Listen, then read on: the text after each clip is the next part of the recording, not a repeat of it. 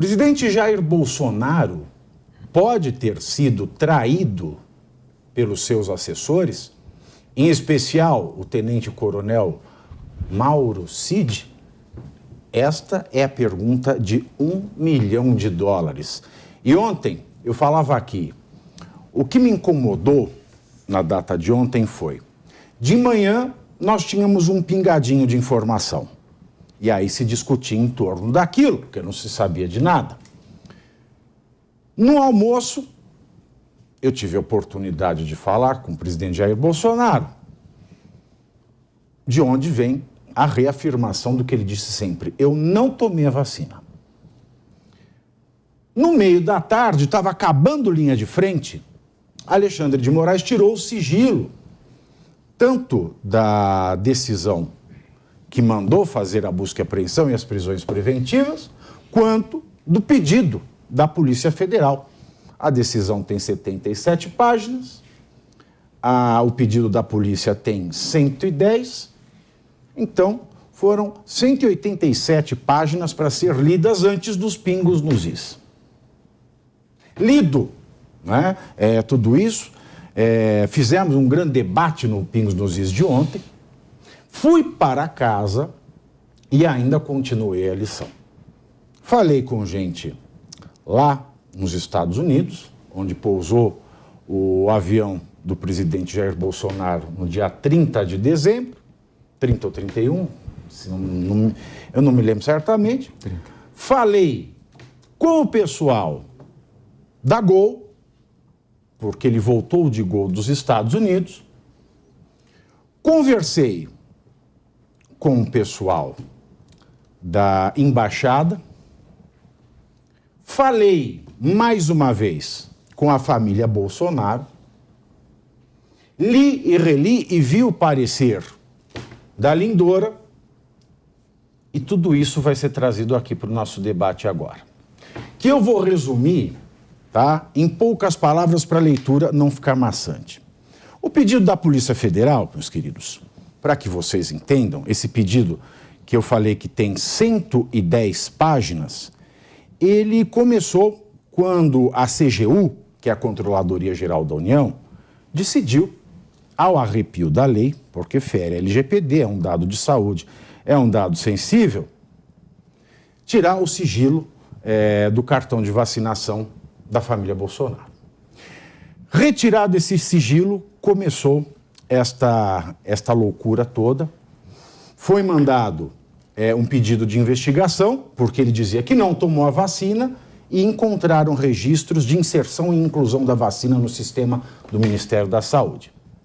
Pois bem, a Polícia Federal analisou tudo, fez a lição de casa, e ela descobriu o seguinte: isso está tudo neste relatório da Polícia Federal. Bolsonaro, enquanto presidente, há um registro no sistema da primeira dose no dia 18, do dia 13 de 8 de 2022. E da segunda dose no dia 14 de 10 de 2022.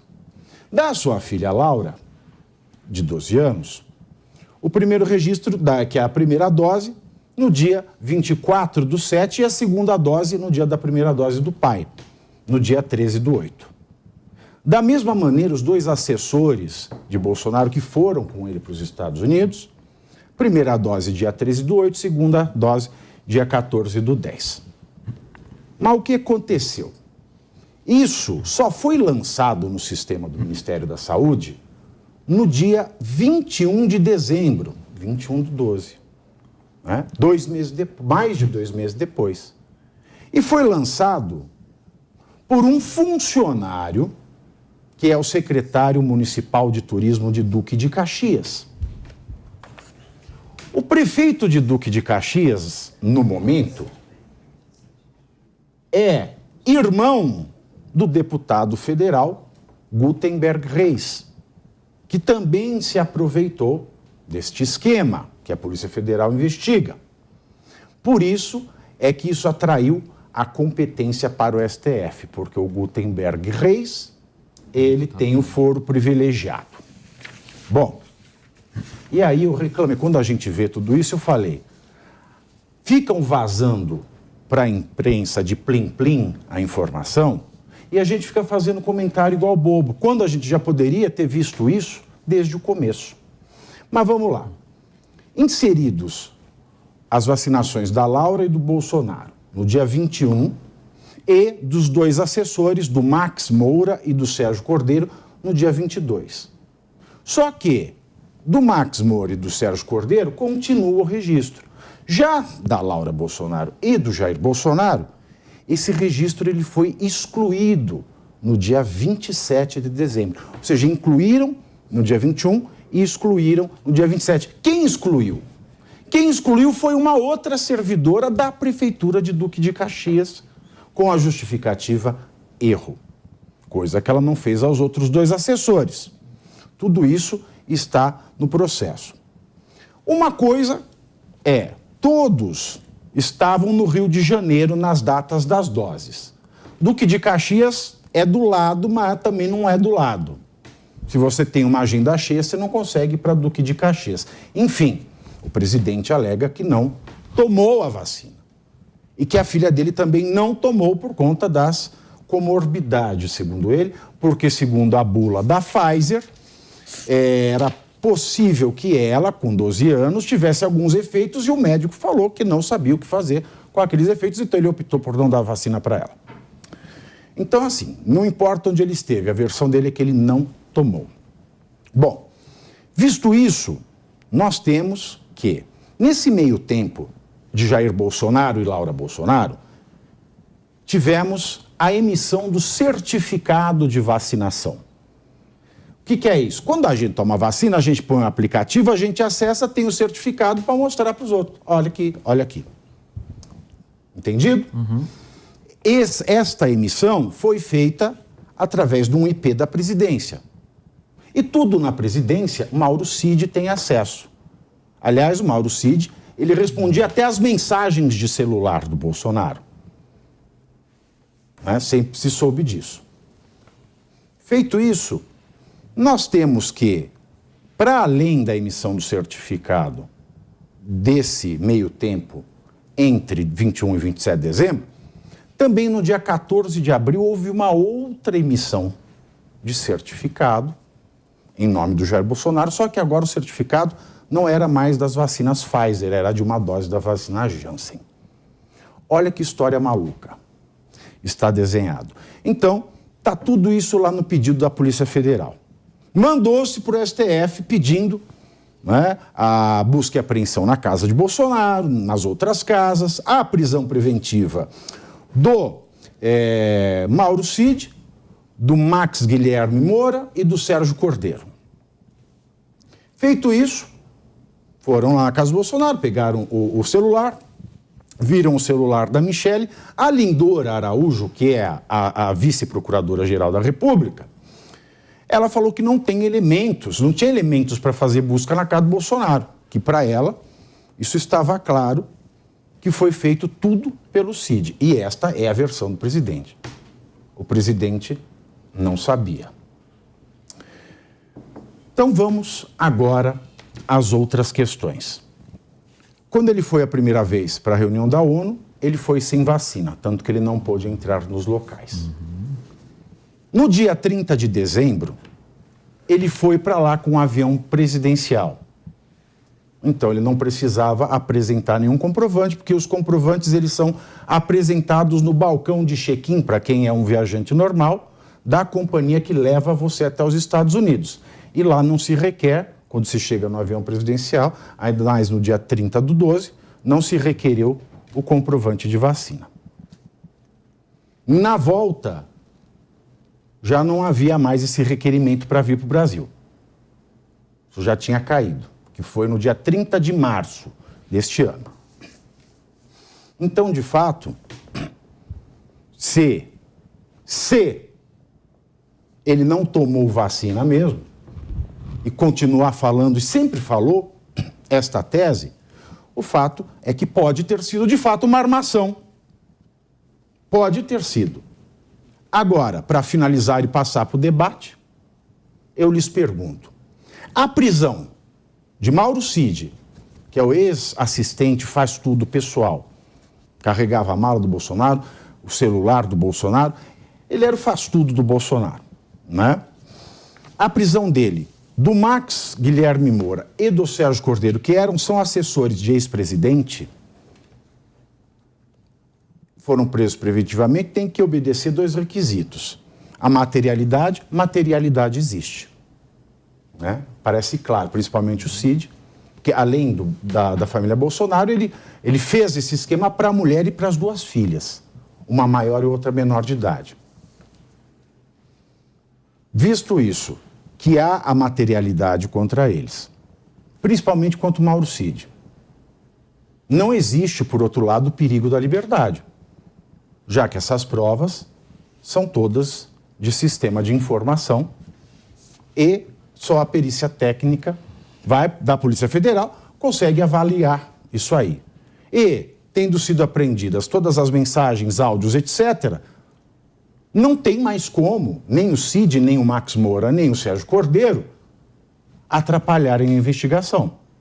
Então ele tem que responder em liberdade, porque a prisão preventiva só cabe com a materialidade, e tem uma forte materialidade, mas não tem razão que represente perigo na liberdade desses 3. Eu pergunto, será que Nelson Kobayashi está se tentando fazer o mesmo método da Lava Jato, que foi um método recriminado pelo próprio STF, qual seja, de prender preventivamente como forma de forçar, ou seja, torturar psicologicamente para obter uma delação premiada, e, sendo este método um método rechaçado pelo STF, se Lula não pôde ser condenado com base em delações, Bolsonaro também não vai poder, a não ser que algo seja encontrado no seu telefone celular, nas suas comunicações pessoais. Desculpem a introdução longa, mas esses são todos os dados que precisam estar na mesa para que você de casa compreenda onde é que nós estamos entrando. É possível sim, Pavinato. Primeiro, boa tarde a você, Ricardo, Renato, Dr. Fábio, um prazer conhecê-lo, e a toda a nossa audiência. Mas é possível sim. Aliás, a gente não vê só isso muito parecido com a Operação Lava Jato. A gente vê muitos outros detalhes nessa atuação jurisdicional do Supremo Tribunal Federal em relação à Operação Lava Jato.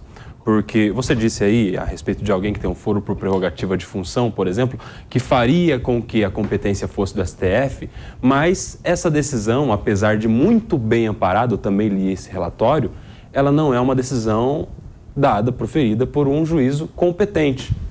E digo por quê? Porque ela foi proferida nos autos em uma representação feita a partir do inquérito das milícias digitais, que nada tem a ver com falsificação de vacina ou uso de documento falso. Uma coisa é uma coisa, outra coisa é outra coisa, como dizem lá no interior. Então, assim, ainda que seja competência do STF, o que já é muito discutível, na verdade, não seria por meio de um inquérito de um relator prevento, como no caso está acontecendo. Deveria se abrir uma nova investigação, ser sorteado um novo relator, este sim seria o competente. Para começar, a gente viu, por exemplo, na Operação Lava Jato... Então, o que você está dizendo para a gente, Nelson, é o seguinte, que é o STF mesmo que ia conduzir esse processo, mas o relator, ou seja, tinha que ser sorteado. Se a gente... Vamos por partes. Se a gente entender que é o STF, sim, deveria ser um novo relator sorteado. Mas nem o STF, eu acredito que seja o foro competente, o juízo competente, porque... O investigado aqui, o principal, aliás, a representação começa com essa história, é exatamente o Mauro Cid, que não tem foro por prerrogativa de função.